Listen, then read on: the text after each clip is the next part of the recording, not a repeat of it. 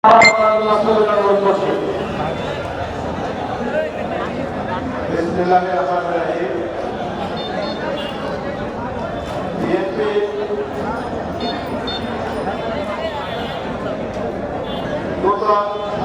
সংগ্রহ এবং সদস্য নবায়ন কার্যক্রমের অংশ হিসাবে এবং সেই সাথে আমাদের প্রিয় নেতা বিএনপি ভারপ্রাপ্ত চেয়ারম্যান জনাব তারেক রহমান সাহেবের ঘোষিত একটি দোকান বাস্তবায়নের লক্ষ্যে আজকের এই গিফটের বিতরণ অনুষ্ঠানে সম্মানিত সভাপতি জনাব হেলালুদ্দিন উপস্থিত আছেন, সম্মানিত প্রধান বক্তা জনাব হুমায়ুন ইসলাম, কেন্দ্রীয় নির্বাহী পরিষদ মুজিবুর রহমান,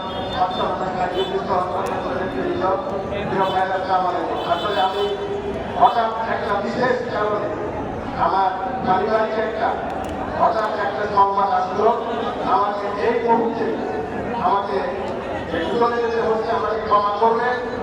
আমি আপনাদের কথা বলতে সকলের কথা বলেছি এবং আমার নিজের একটু খারাপ লাগছে, আপনাদের মাঝে থেকে আমি আমার বক্তব্য দিয়ে যেতে পারতাম, কিন্তু যেহেতু গুজরাট দেখছি আমাকে এই মুহূর্তে যেতে হচ্ছে। আমি ক্ষমা চাচ্ছি আপনাদের কাছে, এইটুকু বলতে চাই আপনাদের সকলের কথা চাষ করলাম।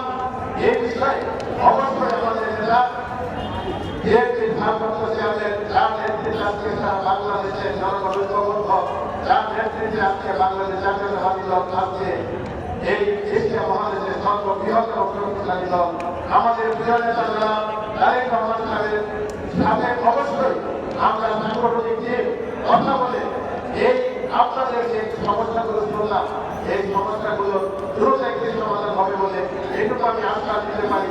কিন্তু আপনাদেরকে আমি অনুরোধ করতে চাই, আপনারা দয়া করে দলের সংগঠনে কোনো বিশৃঙ্খলা তৈরি হয়, দলের ভাবমূর্তি নষ্ট হয় এবং আমাদের শহীদ রাষ্ট্রপতি জিয়া রহমানের আদর্শে আমাদের দেশ নেত্রী আপসী নেত্রী বেগম খালেদা জিয়ার পরিশ্রমে আমাদের প্রিয় নেতা জনাব তারেক রহমানের নিরলস প্রচেষ্টা এবং তার যে দিক নির্দেশনায় আজকে বিএনপি বাংলাদেশের সবচেয়ে সর্ববৃহৎ শক্তিশালী দল, এই ধরনের কোনো ধরনের ভাবমূর্তি যেন নষ্ট না হয়।